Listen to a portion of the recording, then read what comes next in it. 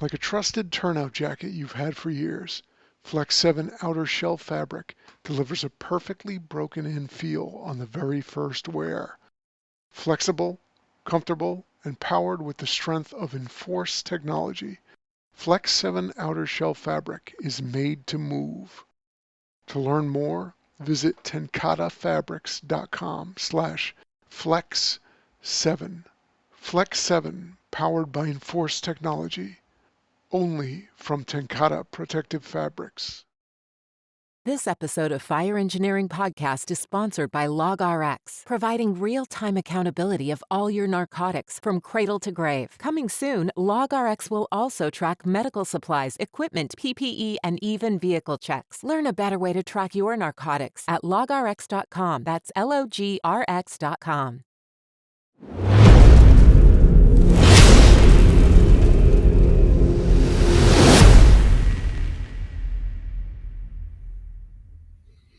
Hi, everybody. I'm David Rhodes with Fire Engineering, and I'm joined today by Danny Sheridan.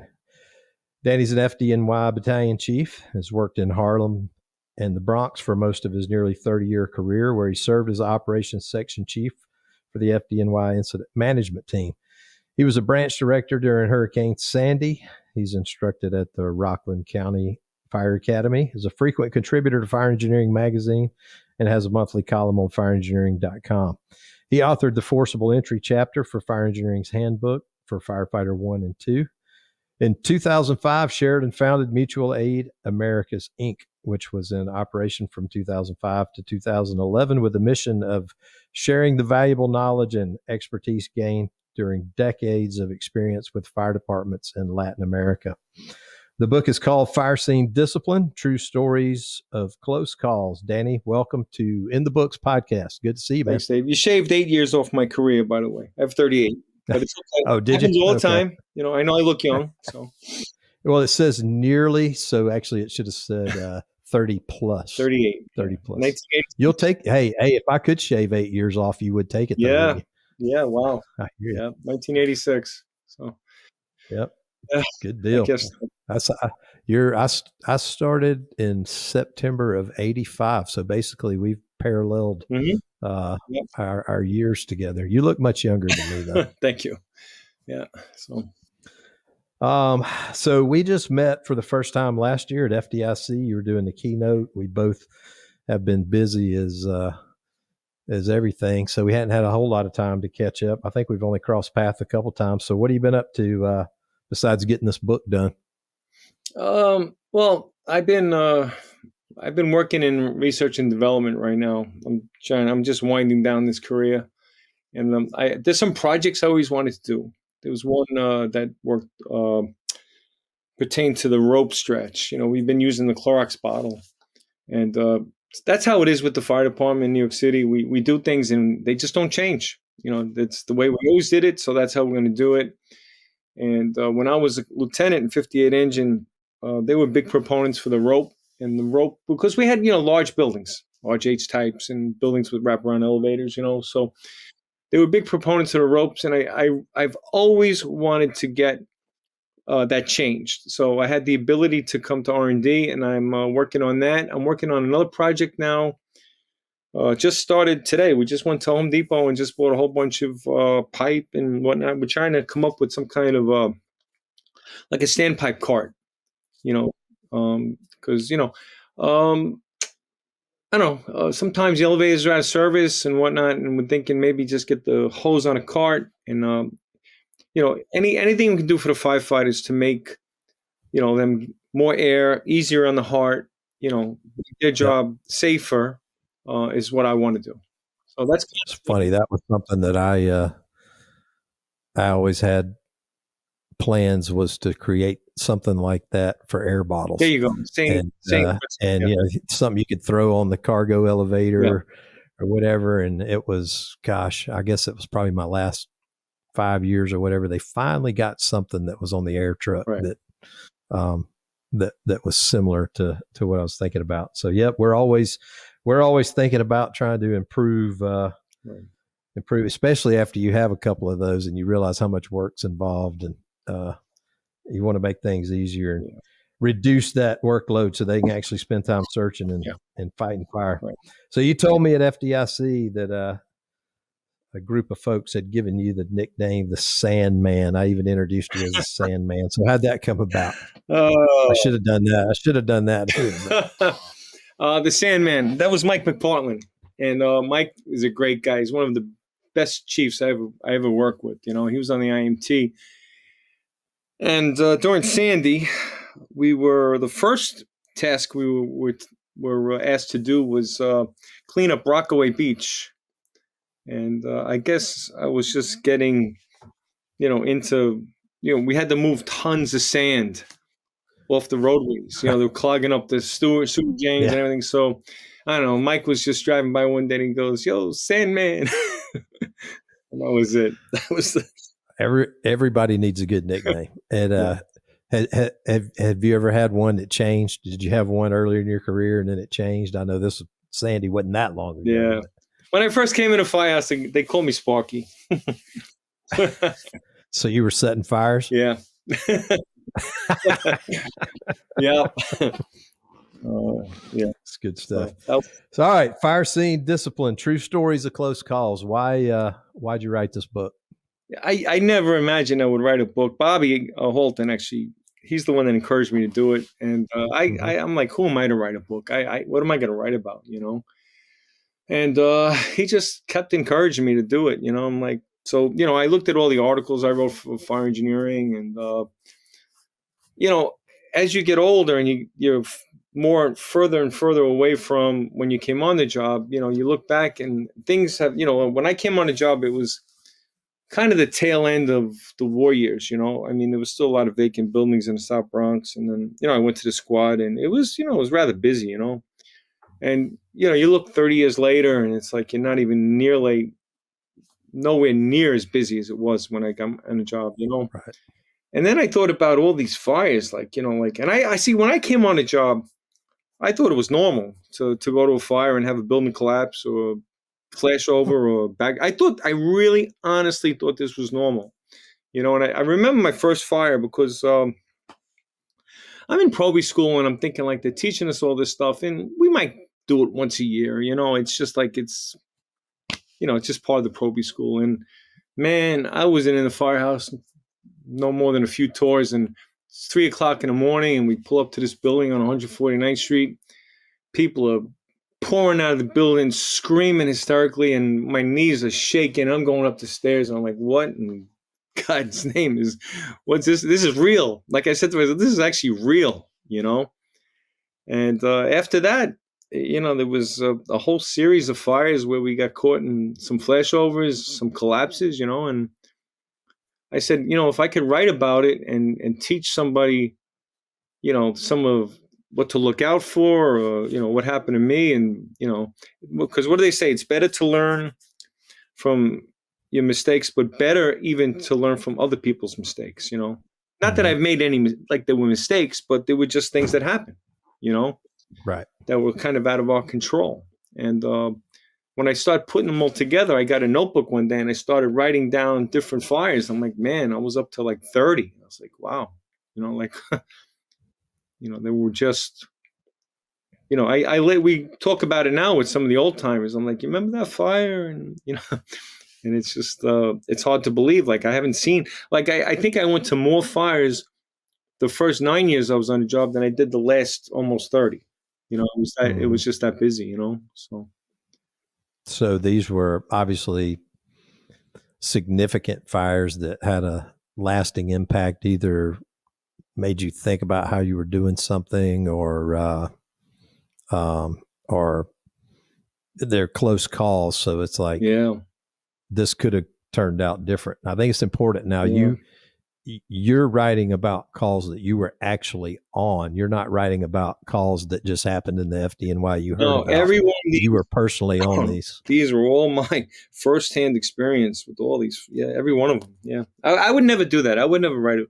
I can't write about somebody else's stuff. I can only write about my own stuff.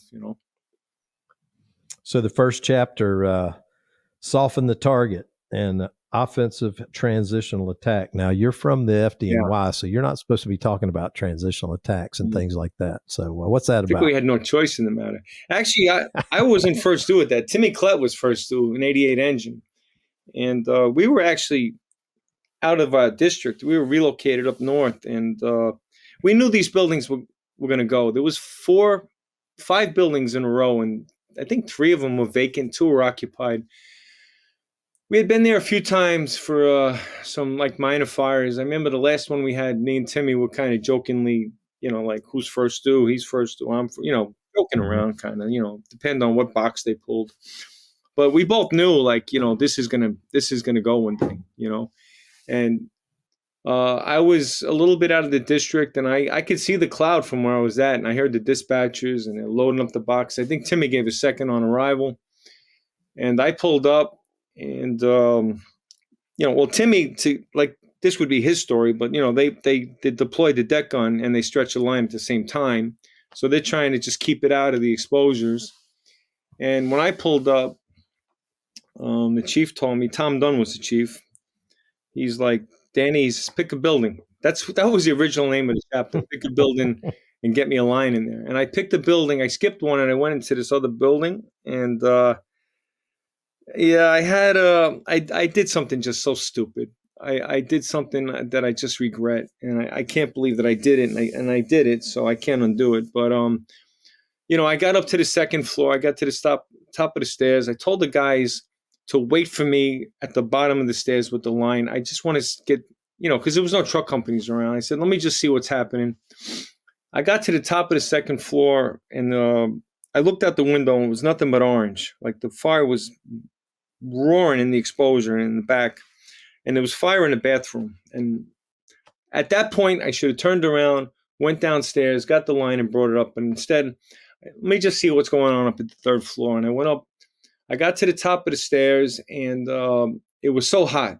I mean, it was just like I was on my belly now, and I'm like, what am I doing? And next thing you know, I heard this bang, and I was like, wow, it's over. All these years, all these fires. It was the last job I had as a captain. I dove down the stairs, and I was rattled, And meanwhile, they're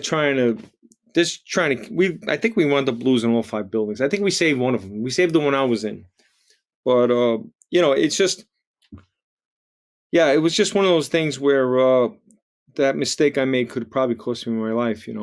I should have just, what do we say? It's kind of never pass fire. Don't enter the fire area without water. And I did everything I shouldn't have done. So that's kind of what that chapter was about. Timmy did a great job. I mean, it was the cover of the NYF. That picture was everywhere. The deck gun on the fire and then stretching into it. What part of town was this in? It was on 180th Street and Washington Avenue. So I would call that the, what is that? That's Claremont. I think it's called Claremont. Gotcha. Belmont, Claremont. It's right off right south of Arthur Avenue. So, yeah, that was, wow. I still shake my head. I don't know how. I still try to replay that fire. Like, how did I not get incinerated? I mean, I just reacted. I just dove down the stairs, and scrambled out of there, So sometimes the golden horseshoe works, but not always. Not always. Yeah. All of these stories are full of nuggets of information out of. Let's see. I think you covered I think there's 11 stories, and then you've got a little bonus section on 9/11. So, out of those that made the book, which one of these incidents you think had the biggest impact on you? Oh, without a doubt. It was that basement fire. We had I was a probie. And, when you're a probie, you really, really lean on the officers. I was so blessed. We had this captain, Tony Alva. He was only there for 6 hours, right? He was covering our Captain Maxwell. He was ABC that night. And at the change of tours, we had a fire in a vacant building. It was one of those, top to bottom. We used a towel ladder. We were there for an hour or so, whatever, And we got back, and one of the guys took medical leave. He was something hit him or whatever it was. So we had to pull a guy over from the engine, and because me and Frank Simpson were both probies. We had to stay on the inside team, and they gave this firefighter the roof. And about, I guess it was around 10 o'clock or so. Maybe we just finishing dinner or whatever, and we got another fire 3 blocks from the firehouse, right down Alexander Avenue, and it was a brownstone, 3-story brownstone, and so our lieutenant from the truck company was working in the engine. He crawled in, and the fire was in the back room. I guess it was a living room, because it was we call it the basement, but it's really the first floor in the brownstone, and that's where we get in trouble sometimes, because there's a cellar, basement, first floor, parlor floor, third floor, whatever, and we get in trouble with that sometimes. But what happened was, it was pretty routine. I had the can, I think, or the irons, I'm not sure. Frank had the other, and we went down a few steps. We went down the hallway. I could see the glow. I'm all ready to do what I have to do, and the captain, Tony Alva, grabs me and Frank, and he grabs us both, and he says, "Get out!" And we were just like, "What do you mean?" So get out, and he pushes us towards the door. As we're going down the hallway, my strap, I didn't have it buckled, got caught on the banister, and the fire just kind of blew over our heads, as we're going out the door. And we had just got out. I mean, just another 10 seconds, we would have been roasted, But what had happened at that fire, and it was really nobody's fault. It's like really before we were dialed in on this whole control and ventilation, and the OV, the outside vent fire, he went to the rear. And I think what happened was, when he opened the door, the roof firefighter took a shortcut. He was supposed to take the aerial or the towel, it would have been a towel ladder to the roof. You're never supposed to take the interior stairs. He took the interior stairs up. He never got to the roof. He got to the second floor. This fireball, he had to dive out the window, and we dove out the front. But no one really did anything wrong on the inside team or the OV, because it's just the way it was back then. I didn't have a radio. Frank didn't have a radio. Yeah, I mean, today we all know that we're supposed to coordinate ventilation. Hey, do you got water in the line? Oh, right. Let's hold off on the ventilation until we get water on that line. And I've been in a bunch of situations like that, but that one was very similar to 2 other fires in the U.S. where firefighters had lost their lives. And when those fires happened, I remembered that fire in that brownstone. I said that it was only by the grace of God that we didn't die. I mean, I thank God that we had Tony Alva working for us, because the guy was so seasoned. I mean, like all these officers back in those days and that had gone to war years, they were just so dialed.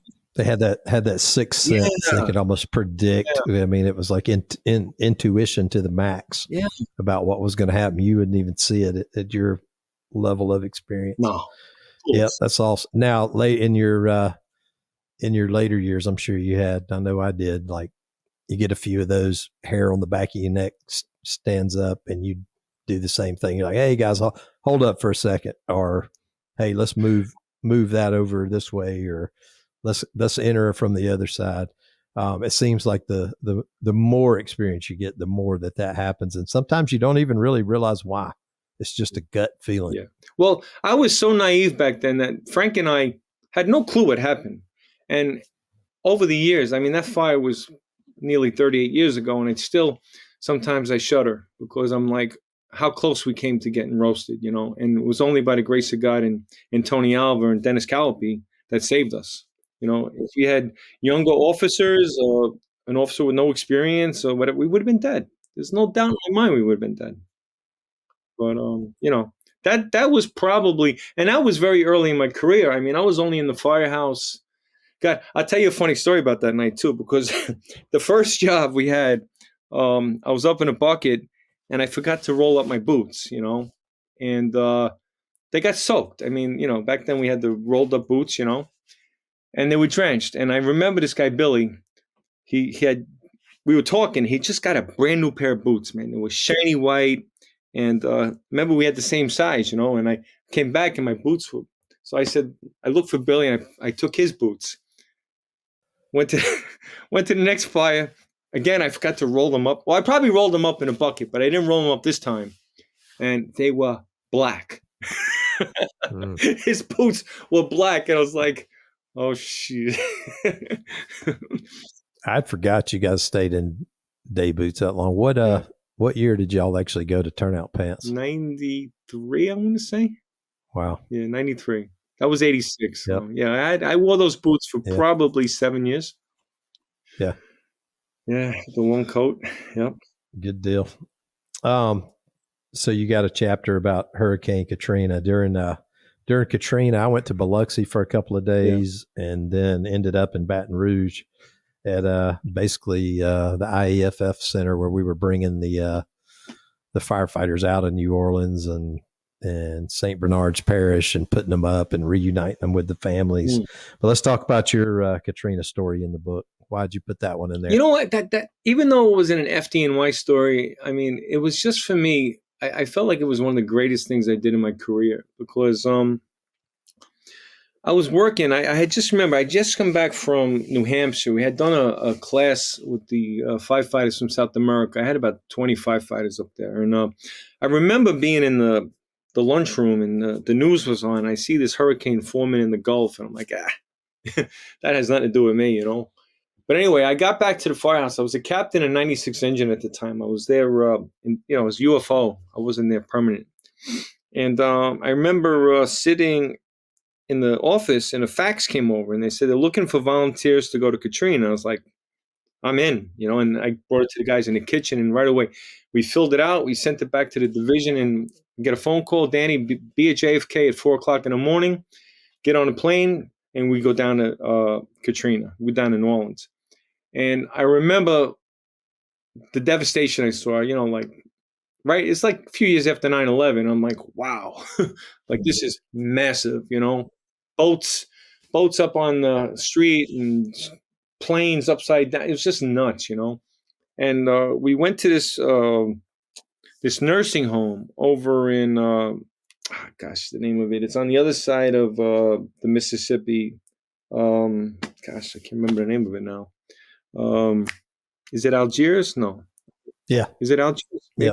Algiers is over there. Yeah. So that's where they build all the Mardi Gras floats. Yeah. So we're over there and we're in this nursing home and it was uncomfortable, to be honest with you. It was a little bit of friction. And then, anyway, I mean, the city was burning down. I mean, it was absolutely burning down. And, so we're making do with canned food and we have no power, no nothing. And about 5:00 in the morning, some captain or chief comes, I need 75 guys right now. And it was like the aircraft carrier. The guys were scrambling to get on the trucks. So I jumped on a truck and we got to a fire.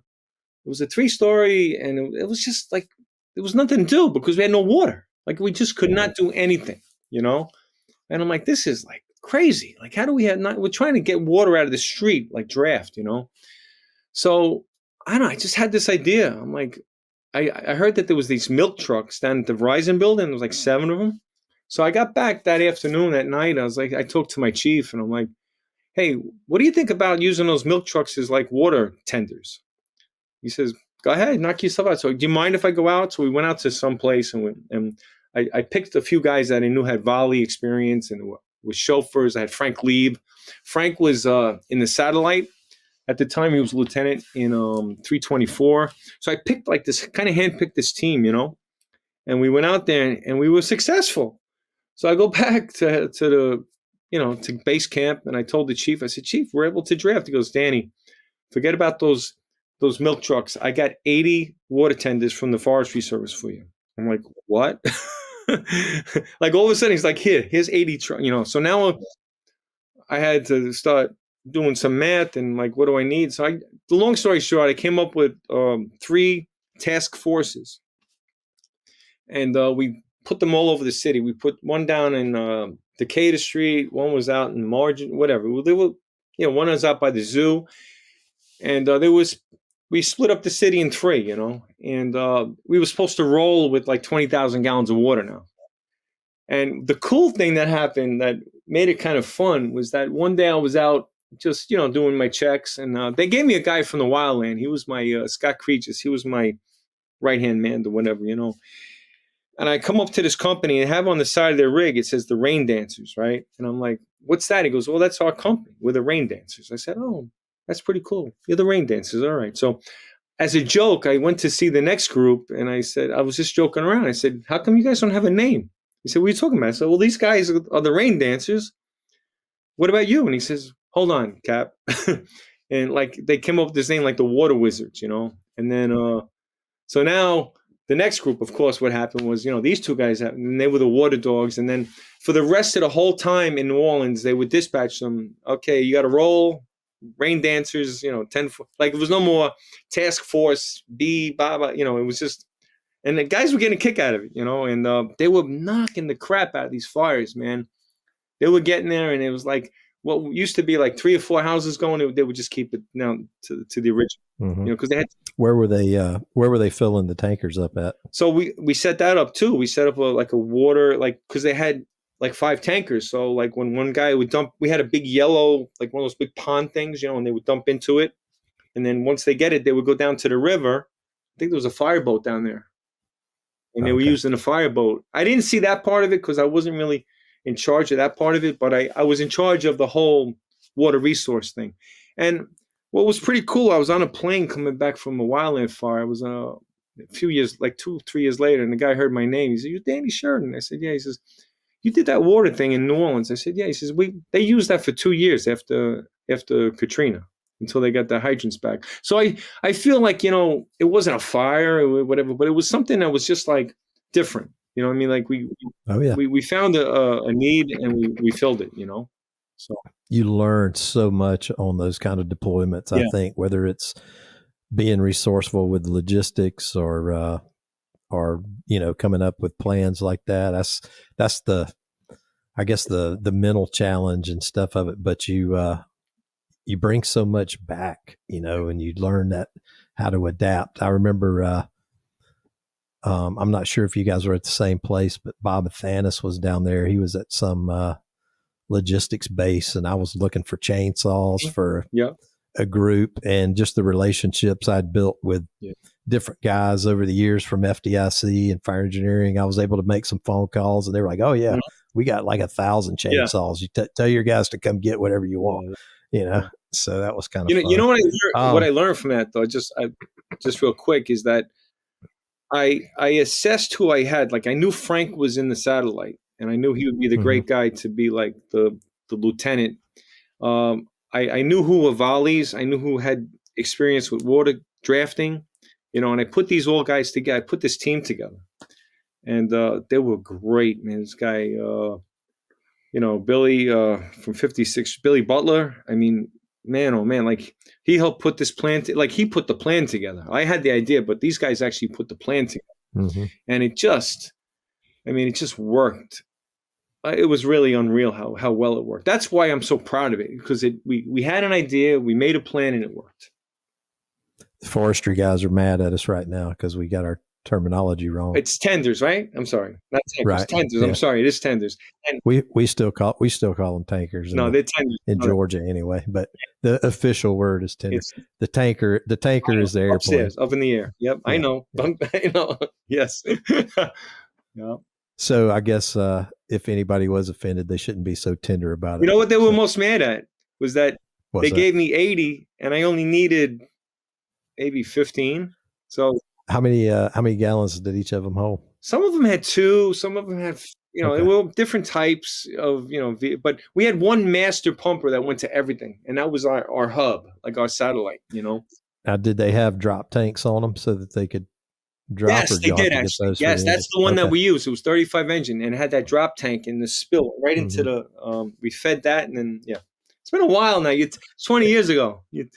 Well, it just goes to show. It's like what the UL study showed that you use less than 200 gallons of water on most fires to knock them out. So if you can get there fast enough with the water, then you don't need as much. But obviously, if you're going to do a long, sustained defensive ladder pipe operation, you can burn up some water real fast. But in that case, you're probably looking at just getting a knockdown and protecting exposures as best you can. So I know you actually had a lot more stories, and not all of them made the book. So what's one that didn't make the book that you want to talk about?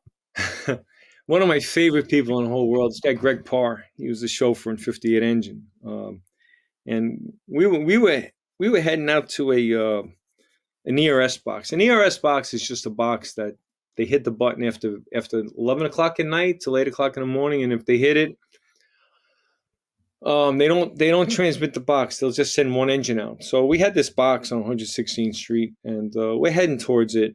And I was kind of very good at this. I'm listening on the radio, and I hear this box come out. Once I heard that number 13, I knew it was one of my boxes, And I hear the dispatches. You can always tell by the tone of their voice. They're like, Battalion 1-1, we're getting numerous calls. And I'm like, that's our box. I look at Greg. I'm like, we're first due there. So I get on the radio, Engine 58 to Manhattan. I said, we're available. And we were a few blocks short of that ERS box. And I just said, you know what, there's something happening here. It's like 3 o'clock in the morning, So anyway, we do a quick U-turn and we get down to 110th Street, we make the right. We're going up towards 8th Avenue. And I could see the other engine barreling down the hill, but we're first due, And it's a 6-story H. And the lesson learned here was is that guys, firefighters in their mind will look at a building and stretch that type of hose based on what they know. Like in a tenement, we're going to go with 1 3/4 inches. It doesn't vary. It's always 1 3/4 inches, pretty much, like most of the time, 99% of the time, And anyway, I got off the rig. Greg took the hydrant. This engine was unbelievable. The nozzle firefighter, Chris, looked like a linebacker. The hose looks like a little toy in his hand, toy hose.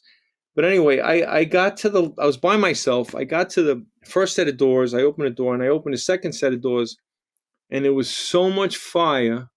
I didn't even know where the fire was. I didn't even know what I thought it was from the outside and somehow come into the building, And I'm like, oh, man. Fully occupied building. There was about 100 people on a fire escape. It was insanity. And I'm on my belly now, and I'm trying to I get on the radio. I'm like, all right, Engine 58, start to 2.5. And I turn around, and there's the nozzle firefighter with the 1 3/4 inches. And I'm like, oh, God, we're going to get shellacked, But it crushed it. We lost a few people. They got caught in the stairways because what happened, it turned out that the fire was in an apartment, and it blew out, and it went up the stairs. It melted. It was so hot, it melted the door on the bulkhead 6 stories above. Everything was incinerated. And, Chris crushed it. 58 just crushed it, And we probably saved a few lives because I'm telling you, man, his aggressiveness, the whole 58 Engine's aggressiveness was just beyond compare. Those guys it was just beyond compare, And we got that fire back into the apartment, and then once it was back in the cage, it was out. That was it. And there was a few people got caught in the stairs, but most of the people got out. It was a very similar to the fire that happened about a few years ago that I also put in the book, the one on Prospect where we lost about 18 people. It was the same exact fire. Exactly. No difference. Same dynamic, everything. But I think we only lost 1 or 2 people, only. I'm sorry to say it that way, but, so.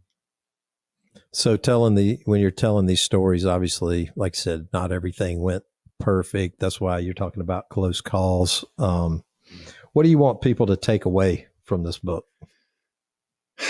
Here's the thing with the fire service. I guess Goldfeder does it, close calls or whatever. I'm not really familiar with that, but I know he does something like that. And I think in the fire service, it's tough because we all have egos and we don't want to look bad in front of our guys. But, if we could be honest and air our dirty laundry, if it's going to save somebody else from doing the same mistake.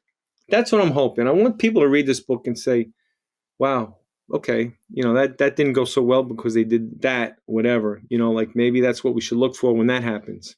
Like that fire in the basement, don't take the interior stairs to the roof, maybe time the ventilation. There's another fire, I think it's in a book, the high-rise one, where, we had to walk up 20 flights and, I knocked down all the fire with the can, and then, the guy on the roof knocks out all the windows and we get trapped in a back bedroom. So, I mean, all these type of things, I want guys, I want firefighters to read this and say, like, maybe that's why we don't take the windows until we get water in the line, or maybe that's why we don't go above the fire, until we get water, because it's all about water. If you boil firefighting down to its bare nitty gritty, to the essence, it's all about water.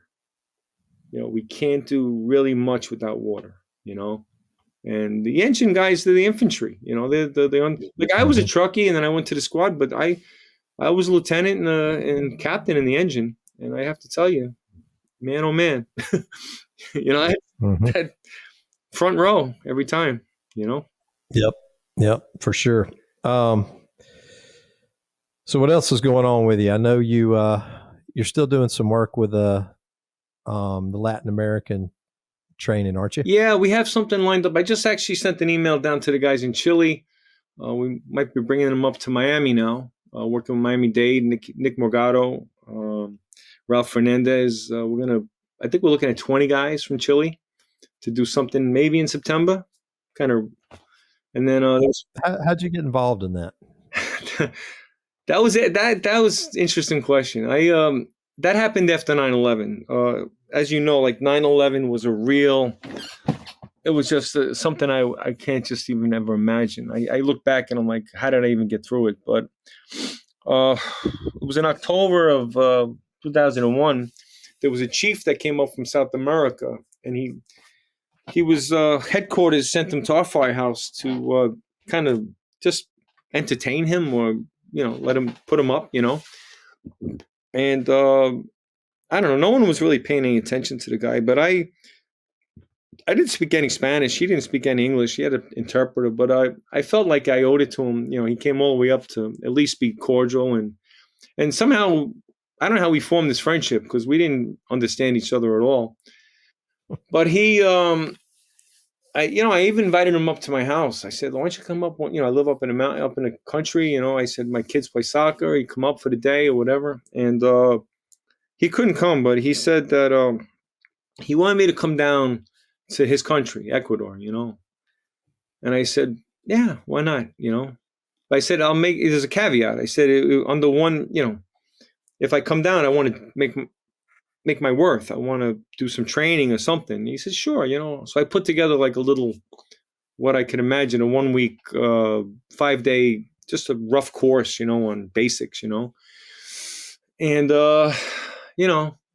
we did that 1 week, and I was amazed they were in the Stone Age. They brought me to a fire in a tenement.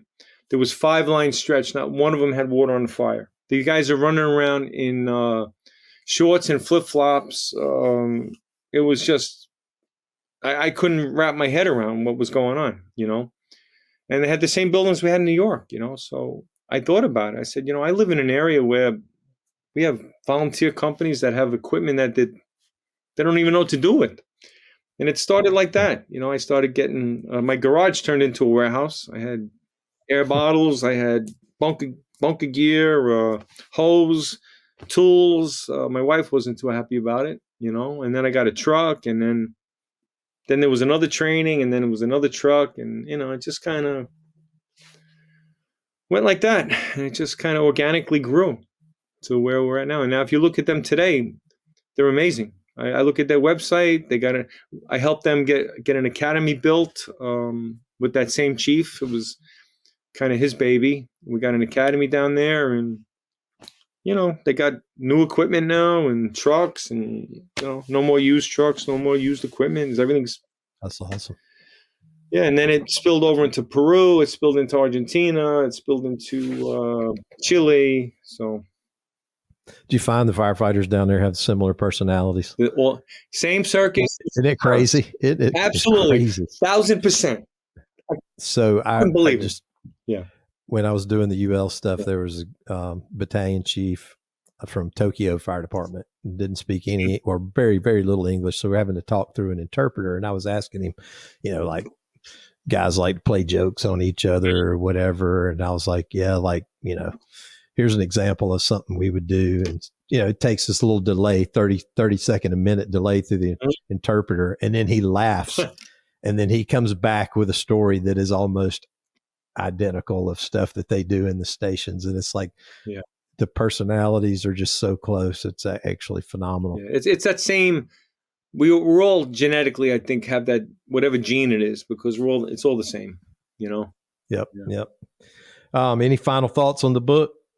Yeah, I mean, just, like I said, it's not a book of like, it's not one of these things like, look at what I did. It's really the crux of it is like, hey, listen, man, these things happen, and let's hope to God they don't happen to you, Yep. Well, it's a good looking book. Okay. Got a great cover. I'm assuming that's probably one of the incidents, maybe. It's on the a cover? similar incident. I don't know where actually they got the picture from, but I mean, that's something I've done. Kind of captures the essence. Yeah, I mean, I was in a towel ladder, and this is basically what I did for 9 years. Yep. As a firefighter, anyway. The only big difference, though, I will tell you that if I had bunker gear back then as a firefighter, some of these would have come out differently, because I probably would have got caught in flashovers and whatnot. That not having the hood and the boots, that heat was a real tell for us, because once those ears started like burning, and like, wow, it's time to go. Yep, that's true. Yeah, that's the big.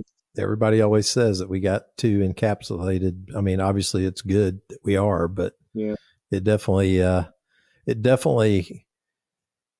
caused us to lose a little bit of the knowledge about fire behavior for a few generations, because the gear was so good. You were so protected, but I think we're coming back around to it now. So it's all good. And stories like this really help us understand it. Yeah. Anyone wants to reach out to me, they know how to get in touch with me. I'll be happy to talk to them or whatever. I'm here. Awesome. Yep. All right. Well, it's Fire Scene Discipline, True Stories of Close Calls by Danny Sheridan. And you can pick it up at fireengineeringbooks.com. Danny, thanks for taking the time to be on the show today. I know you're always busy. It's good to see you and good to catch up. So on behalf of everyone at Fire Engineering Books, I'm David Rhodes, and this one is in the books.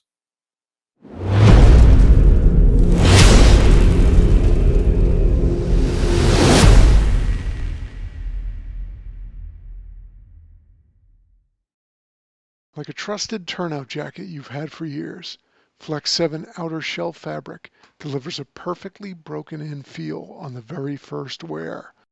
Flexible, comfortable, and powered with the strength of enforced technology, Flex 7 outer shell fabric is made to move. To learn more, visit tenkatafabrics.com/flex7. Flex 7, powered by enforced technology. Only from Tenkata Protective Fabrics. This episode of Fire Engineering Podcast is sponsored by LogRx, providing real-time accountability of all your narcotics from cradle to grave. Coming soon, LogRx will also track medical supplies, equipment, PPE, and even vehicle checks. Learn a better way to track your narcotics at logrx.com. That's LOGRX.com.